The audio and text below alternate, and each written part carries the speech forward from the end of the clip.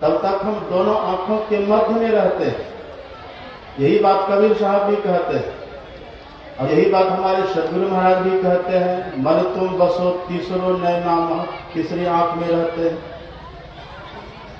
तो ऋषि कहते हैं जब तक हम जगे रहते हैं तब तक तो दोनों आंखों के मध्य में तीसरी आंख में रहते हैं।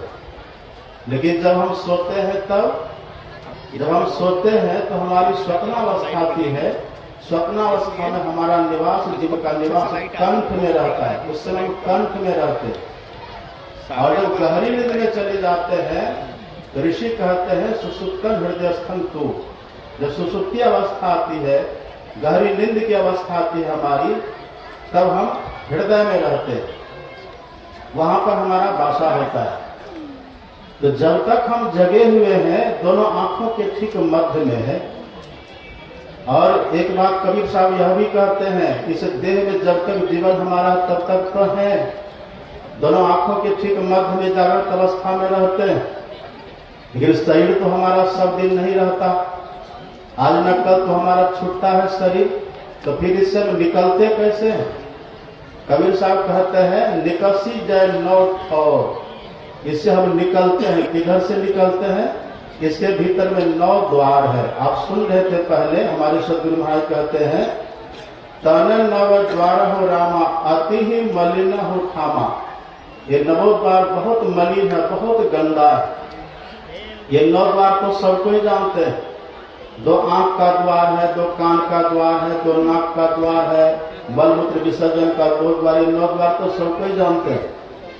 और जब तक हम माँ के पेट में रहते वक्त 10वां द्वार ही काम करता, जिसको नाभि कहते हैं। उससे रस हमको मिलता रहता माँ के पेट में, उससे हमारा पोषण होता रहता है। इसी सब को मिला करके 10 द्वार को मिला करके तब संत गरीबदास जी महाराज कहते हैं 10 द्वार जब जई हो, जब के पहरा देखी डरई हो।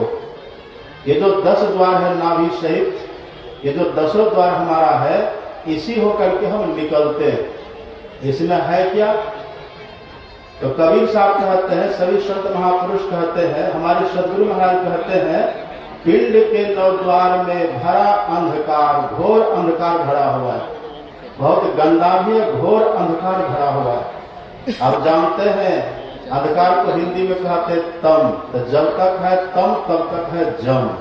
कबीर साहब इसी बात को कहते हैं, एक तो अंधेरी कोठरी अत्ता में दिया न बाती हो, अब बहिया पकड़ी जम ले चले कोई संग न साथी हो। ये 9 द्वार में जब तक हम रहते हैं, इधर से जब तक हम निकलते रहेंगे, देह के भीतर से मरते रहेंगे, तब तक हम जम के फंदा में पड़ते रहेंगे और तब तक 84 का चक्कर हमारा लगता रहेगा। बड़ा दुख होता है। करो रे मनवा दिल की तदबीर, जब जमराजा आन करेंगे नेत्र धरत नहीं धीर। मुंगरीन मारी के प्राण निकासत व्याकुल हो, शरीर करो रे मनवा दिल की तदबीर। जम के फंदा में पड़ करके हम जाते, उस समय कोई बचाने वाला नहीं होता। बड़ा कष्ट होता है।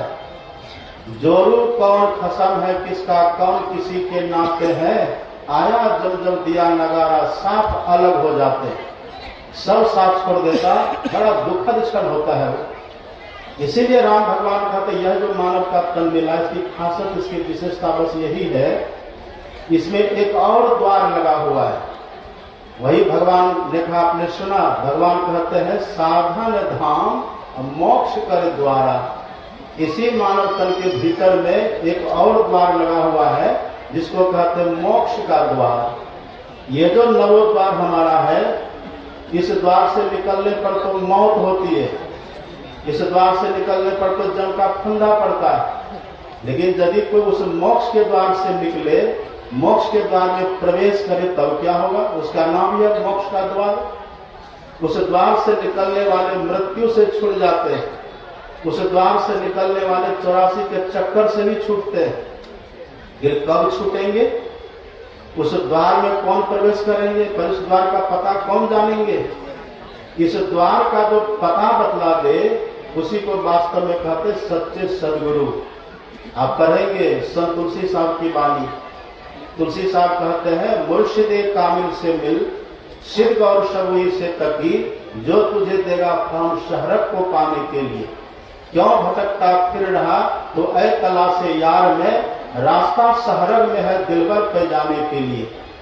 मुर्शिदे कामिल कहते हैं, मुर्शद का अर्थ होता है गुरु, सदगुरु, गुरु, और कामिल का अर्थ होता है पक्का, सच्चा।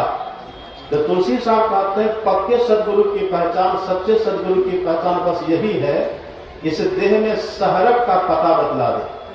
क्योंकि तुलसी साहब कहते हैं उसी सहरग से परमात्मा तक जाने का रास्ता का आरंभ हुआ है, वहीं से रास्ता की शुरुआत है।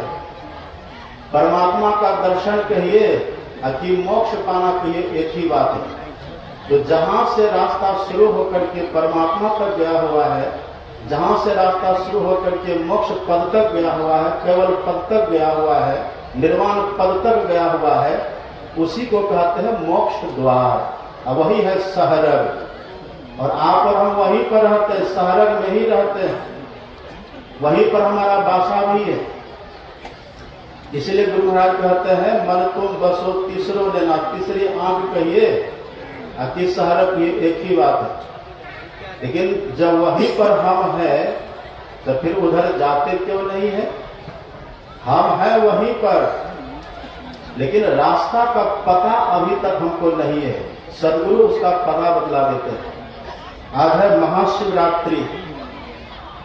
भगवान शिव से मानो माता पार्वती ने प्रश्न किया हो कि वो द्वार किधर है, तब भगवान शंकर ने बहुत सुंदर बताया है। आप पढ़ेंगे शिव संहिता, वहां पर शिव पार्वती संवाद है। भगवान शंकर कहते हैं शिरः कपाले रुद्राक्ष विवरम चित यदा तदा ज्योति प्रकाश स्याद विद्युत पुज समप्रभा एतत् चिंतन मात्रेण पापानां संशयो भवे। भगवान कहते हैं जो शरीर हम लोगों का है, आंख से ऊपर के भाग को कपाल कहते हैं। तो भगवान कहते हैं इसी कपाल में रुद्राक्षम, रुद्राक्ष है। रुद्राक्ष किसको कहते हैं? रुद्र प्लस अक्ष बराबर रुद्राक्ष। रुद्र कहते हैं भगवान शिव को, और अक्ष कहते हैं नेत्र को अथवा आंख को। तो भगवान शिव कहते हैं वहीं पर शिव नेत्र है, अर्थात तीसरी आंख कहिए शिव नेत्र कहिए, एक ही बात है। अब उसमें क्या है? अब भगवान शंकर कहते हैं कि हे देवी, उसी रुद्राक्ष में विवरम, एक विवर बना हुआ है, एक सुरंग बना हुआ है। इसी बात को संत बुल्ला साहब कहते हैं बैठी अंदर देखू कंदर। जो अपने भीतर बैठते हैं गुरु से युक्ति जान करके अभ्यास करते बैठते हैं, तब उनको भीतर में कंदर, कंदरा दिखलाई पड़ता है।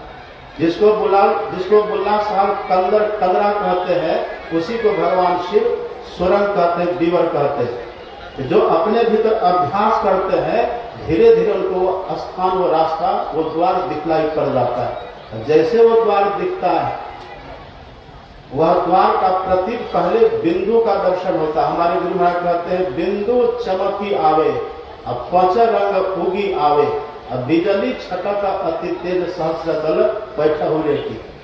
बस बिंदु का दर्शन, प्रकाश हो जाता है। जैसे भीतर प्रकाश होता, हमारे सदगुरु महाराज जी कहते हैं भा प्रकाश मिटल अंधियारी, सुख भयल बहुत तेर है, और गुरु कृपा की कीमत नहीं, मिटल 84 फेर है। 84 का फंदा खत्म हो जाता है। प्रकाश में गए, 84 का फंदा खत्म, पर जन्म मृत्यु का चक्कर तब भी लगा रहता है। उसके लिए क्या करें? तो उसी प्रकाश में जाने के बाद शब्द की प्राप्ति होती है, जिसकी विशेष चर्चा आपने हमारे पूज्य स्वामी परमानंद जी महाराज से सुनी।